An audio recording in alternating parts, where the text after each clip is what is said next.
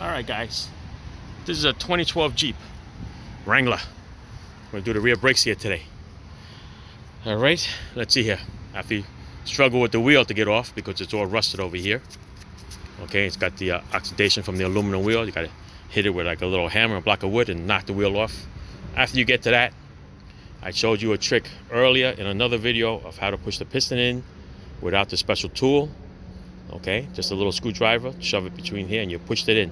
It only works on calipers that have no mechanical adjustments to it. Okay, there's no park and brake to it, there's no motor attached to it, nothing electrical, just a plain Jane piston that goes in and out. Okay, now the two bolts, of course, you take off over here is 13 millimeters. You take it out, put it off to the side. Don't ever let it hang on the hose. All right, then we're down to the bracket. Now this bracket over here, it's got two 18 millimeters back there. All right, two 18 millimeters.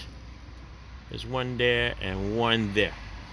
If you notice, there's hardly any room to get a ratchet in there, at least pretty clear without you hitting the sway bar link. So crack it open with a regular 18 millimeter combination wrench, and then your next best friend is your 18 millimeter ratchet wrench. All right, and spin it all the way off. All right, hold on, I'm going to show you.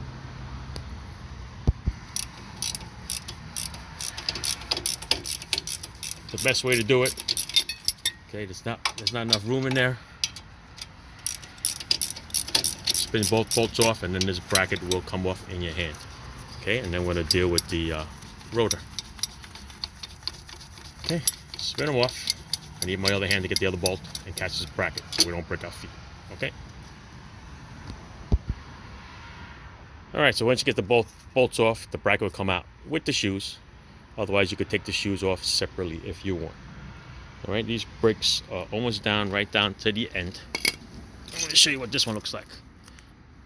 All right, there goes hardly any material left. That's why the pedal was down to the ground. All right, so next is going to be the rotor. You don't care about the rotor, so we're going to hit it with a nice sledgehammer. There's no retainers over here holding it. Okay, on some Jeeps, there's a little rubber O-ring over here. This one does not have it. Jeep Grand Cherokees have it. Keeps the water from going into the drums for your park and brake. All right, so we're just going to get a nice sledgehammer, knock it right here, and this thing should pop right out.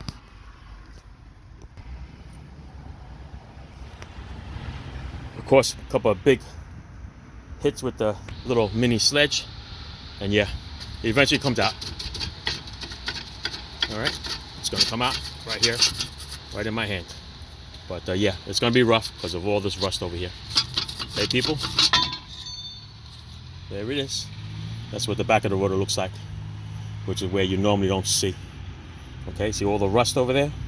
So the brake pads are not even touching that part of the rotor. And that's why we change rotors, people, not just pads only. All right, see the thickness of the material is wide.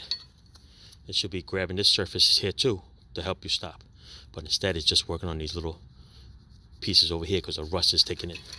All right, so always change your rotors with your pads. Don't go cheap.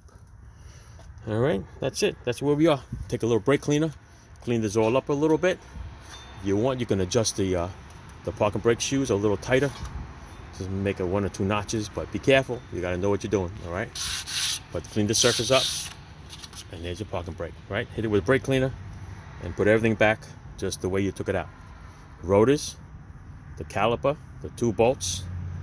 If it comes with any hardware, which it should, you're going to change the hardware that's in here. See, there's little metal clips in here. All right, it should come with little hardware. Change those clips.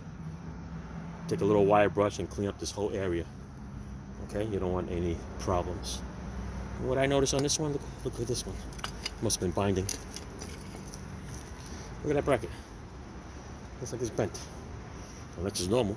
Yeah, maybe it's normal. Because the bottom is like that too. Must be a Jeep thing. Okie dokie. It's not normal on a regular car though. But, alright. That's it. Alright, so off the AutoZone, we're going to get some rotors and brake pads. And we're going to put it all back together. All right, that's it. Ciao.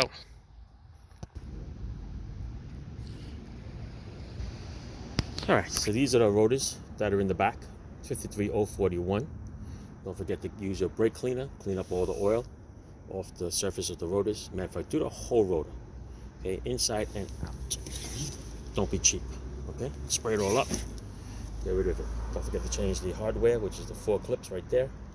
These are the brake pads. They're the Elite brand. They're the better ones from Duralast, AutoZone. There's a brake cleaner. That stuff is great stuff. All right, see my video about the oil leaks on cement driveways. It cleans it up really, really good. And those are the pads. All right, that's it. I'm gonna let you guys go now. Don't forget the little grease that comes with it. Okay, there's also a little Molly brake lube. Okay, put that all back together. Go in reverse. That's it. Over and out. Ciao.